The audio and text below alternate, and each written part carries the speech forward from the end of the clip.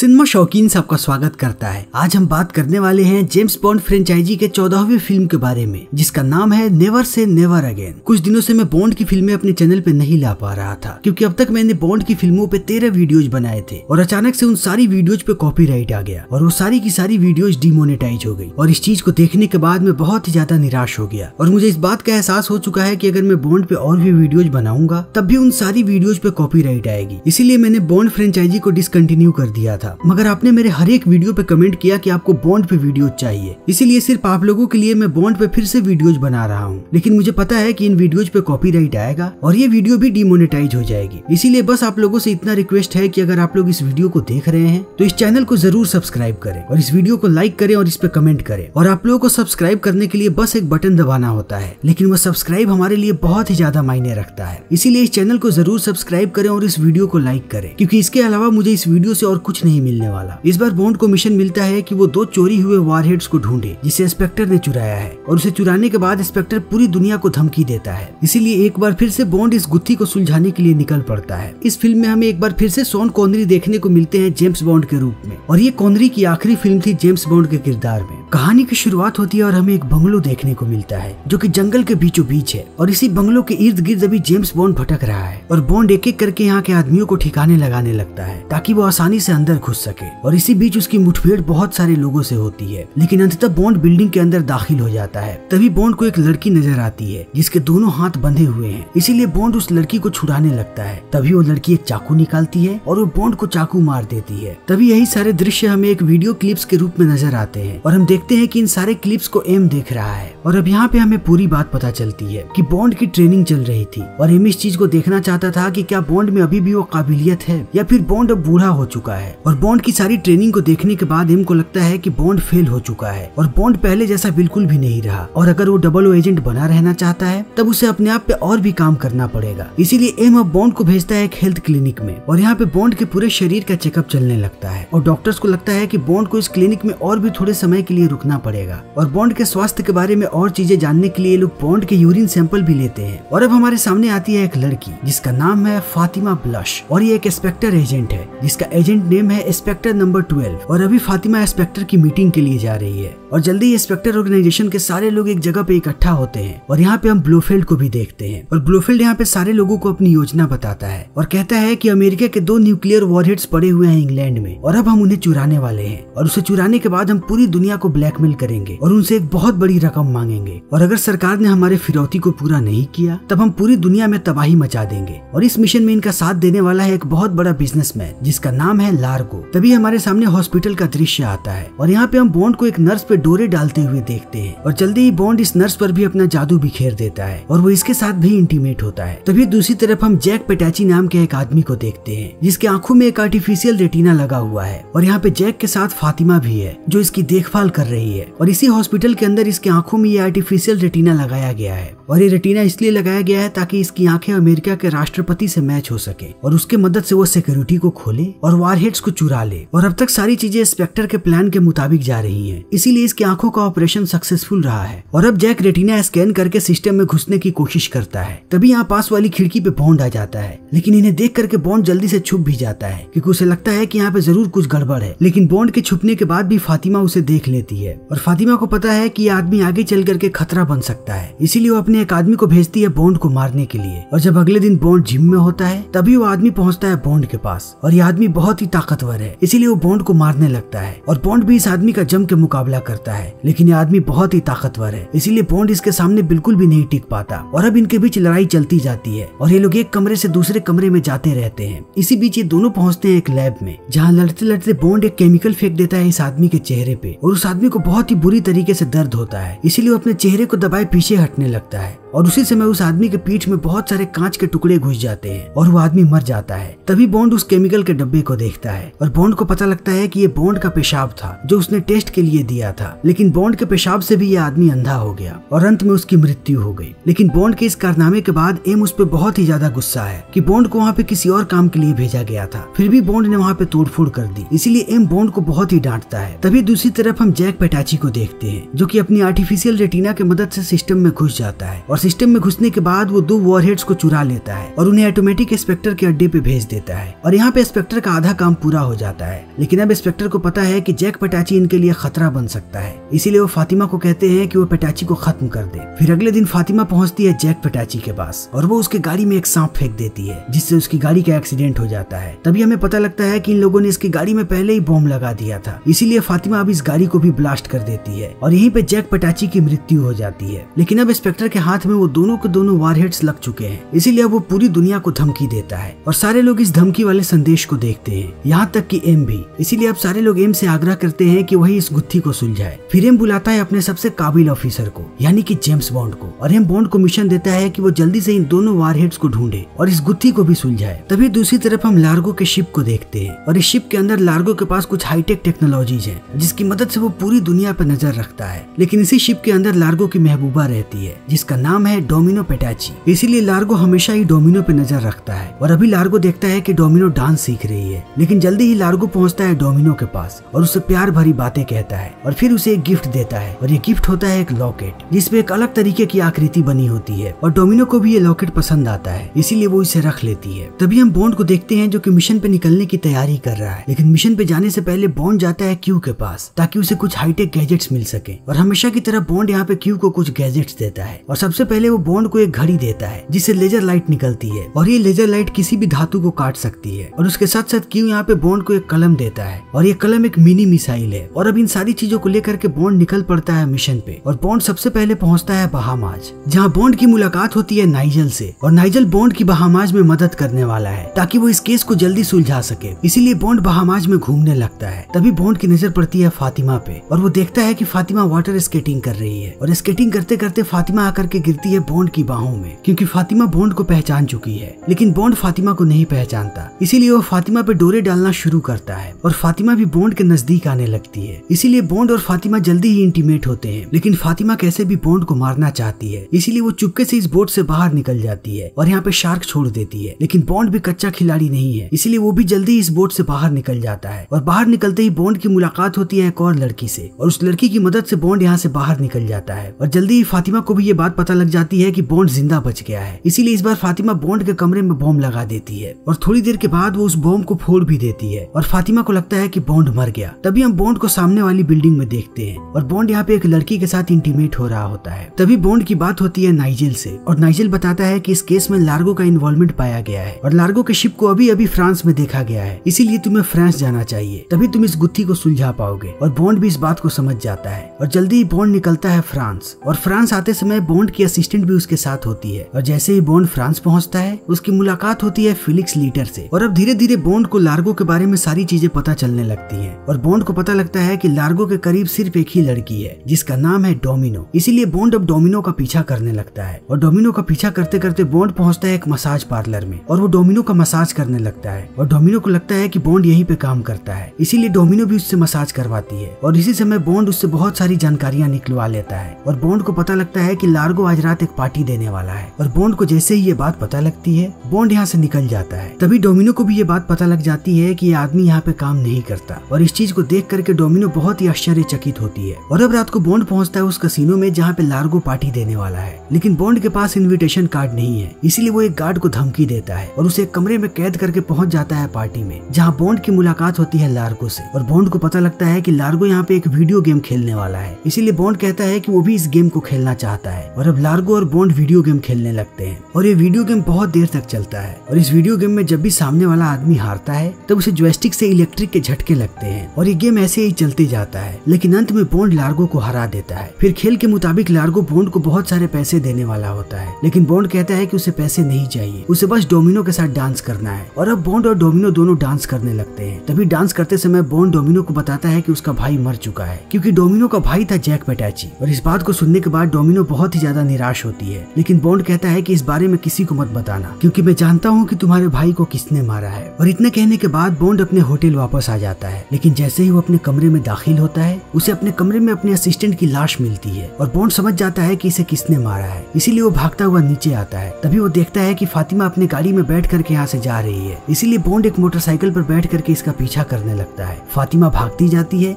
और बॉन्ड उसका पीछा करते जाता है और इस बीच बॉन्ड के रास्ते में बहुत सारी चीजें आती हैं, लेकिन लेकिन बॉन्ड इन सारी चीजों को पार करता जाता है और फातिमा ने अपने कुछ गुंडे भी यहाँ पे लगा रखे होते हैं जो बॉन्ड को पकड़ने की कोशिश करते हैं, लेकिन बॉन्ड उनके भी हाथ नहीं आता और इनके बीच चूहे बिल्ली का खेल ऐसे ही चलते रहता है। लेकिन थोड़ी देर के बाद फातिमा बॉन्ड को अपने जाल में फंसा लेती है और बॉन्ड बाइक से नीचे गिर जाता है। तभी फातिमा बॉन्ड पे बंदूक तान देती है और कहती है कि अब मैं तुम्हें मारने वाली हूँ, लेकिन मैं तुम्हारे बारे में सारी चीजें जानती हूँ और मुझे ये भी पता है कि लड़कियां तुम्हारी कमजोरी है और तुम बहुत सारी लड़कियों के साथ सोए हो, यहाँ तक कि तुम मेरे साथ भी सोए हो। इसीलिए मैं चाहती हूँ कि मरने से पहले तुम एक कागज पे इस बात को लिखो कि तुम जितनी भी लड़कियों के साथ सोए हो उसमें मैं सबसे बेहतर हूँ। और इस बात को सुनने के बाद बॉन्ड एक बार फिर से मजाक करने लगता है, जिसपे फातिमा को गुस्सा आ जाता है और कहती है कि तुम जल्दी इन चीजों को लिखो वरना मैं तुम्हें मार दूंगी। और इस बात को सुनने के बाद बॉन्ड अपनी कलम निकालता है और ये वही कलम है जिस कलम को क्यू ने बॉन्ड को दिया था। इसीलिए बॉन्ड अब इस कलम का इस्तेमाल करता है और वो फातिमा पे मिसाइल छोड़ देता है। इसीलिए जल्दी ही फातिमा के यहाँ पे परखच्चे उड़ जाते हैं। लेकिन बॉन्ड का मिशन यहीं पे खत्म नहीं होता, उसे अभी भी उन दोनों वारहेड्स को ढूंढना है। इसीलिए अगले दिन बॉन्ड पहुंचता है लार्गो के शिप पे और उससे मेलजोल बढ़ाने लगता है और लार्गो भी बॉन्ड का स्वागत करता है। इसी बीच बॉन्ड मिलता है डोमिनो से और वो डोमिनो को पूरी बात बता देता है कि उसके भाई को इंस्पेक्टर ने मारा है और लार्गो इंस्पेक्टर के लिए ही काम करता है, इसीलिए तुम्हारे भाई के मौत के लिए कहीं ना कहीं लार्गो भी जिम्मेवार है। और इन्हीं बातों के दौरान डोमिनो और बॉन्ड किस करने लगते हैं। तभी हम लार्गो को देखते हैं जो कि इन दोनों को किस करते हुए देख लेता है, क्योंकि वो हमेशा ही डोमिनो पे ताका झांकी करते रहता है। लेकिन बॉन्ड बहुत ही चालाक है, इसीलिए वो यहाँ के फायर अलार्म को एक्टिवेट करता है और चुपके से यहाँ से निकल जाता है और बॉन्ड पहुंचता है कंट्रोल रूम में, जहाँ से वो एम के पास यहाँ का सिग्नल भेज देता है ताकि MI6 को पता लग सके कि बॉन्ड अभी कहाँ पे है। लेकिन अब लार्गो इन सबको लेकर के पहुंचता है अफ्रीका और अफ्रीका जाते ही वो बॉन्ड को बंदी बना लेता है और उसके साथ साथ लार्गो को डोमिनो के बारे में भी पता चल चुका है, इसीलिए वो डोमिनो को यहीं पे बेच देता है। और बहुत सारे लोग यहाँ पे ताक में होते हैं कि वो कब डोमिनो की इज्जत पे हाथ डाले। तभी लार्गो पहुंचता है बॉन्ड के पास और कहता है कि मुझे तुम्हारे बारे में हर चीज पता चल चुकी है कि तुम कितने अच्छे एजेंट हो, लेकिन अब तुम्हारा कोई भी चाल यहाँ पे काम नहीं आने वाला और मैं तुम्हें जल्दी ही खत्म कर दूंगा। तभी बॉन्ड लार्गो से पूछता है कि वो दोनों वारहेड्स कहाँ पे हैं। तब लार्गो बताता है कि हमने एक वारहेड्स को व्हाइट हाउस के नीचे छुपा रखा है ताकि हम सबसे पहला धमाका वहीं पे कर सके। और इतना कहने के बाद लार्गो यहाँ से जाने लगता है और वो दूसरे वारहेड के बारे में नहीं बताता। लेकिन लार्गो के जाते ही बॉन्ड अपने आप को आजाद कर लेता है क्योंकि उसके पास ऐसी घड़ी है जिससे लेजर लाइट निकलती है। और यहाँ से बाहर निकलते ही बॉन्ड सबसे पहले पहुंचता है डोमिनो के पास और वो डोमिनो को भी आजाद करवा देता है। और अब ये दोनों एक घोड़े पे बैठ करके यहाँ से भागने लगते हैं, लेकिन लार्गो के लोग इनका पीछा कर रहे होते हैं, इसीलिए बॉन्ड घोड़े के साथ पानी में कूद जाता है। लेकिन ये तीनों सलामत होते हैं, घोड़ा तैर करके बाहर निकल जाता है और इन दोनों को लीटर पानी से निकाल लेता है। और अब ये दोनों पहुंचते हैं यूएस सबमरीन में,